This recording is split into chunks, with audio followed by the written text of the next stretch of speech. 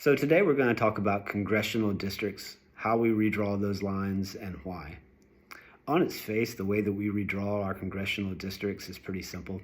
Most people understand that every 10 years we take a census, and obviously we use this to just count the number of people that we have in the country. Each state uses this census data and it dictates how many congressional seats that state has. And this is the reason why every decade or so you see some states gain or lose representatives. What we do with this census data is ostensibly use it to make sure that voting in Alabama is fair. And the way that we do that is really through a system that requires us to remember three key things. The first is that the census data is used to redraw these congressional districts, but we do that to make sure that no one part of the state carries more weight per voter than another part. A great way to sort of remember this is to use the example of Birmingham versus a place like Lowndes County. Were those two places to be their own congressional districts, obviously a place like a densely populated Birmingham would have more voters than a sparsely populated Lowndes County. Because of that, the weight that each voter would carry in Birmingham would be way more than it would be in Lowndes County, which is not fair and wouldn't work. And this is why every 10 years we take a look at what the population is and we may redraw those lines. And that's why in Alabama, where you have 7 congressional districts, if you look at them on a map, the lines may not look like they make any geographical sense, because really they don't.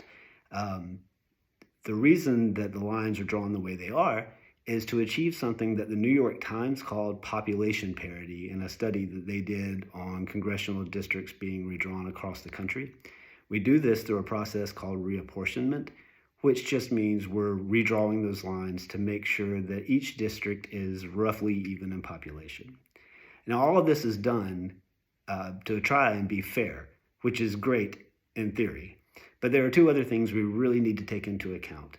The second is that we're also trying to ensure something called equitable representation, which is just making sure that minority voters are not being having their vote diluted.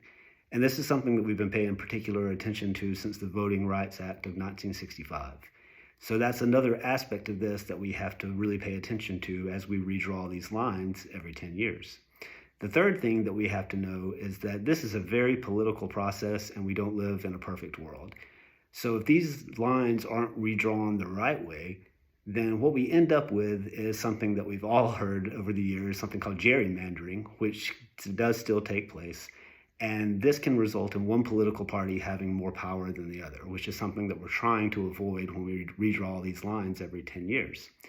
So at the end of the day, this is a process that needs to take place. It's a process that's necessary for democracy, but it's also a process that can be abused. And this is how we end up in situations like Alabama's recent problem where the federal government had to step in and force them to redraw the lines in order to make sure that that these minority districts exist and that these voters don't see the weight that their vote carries diluted.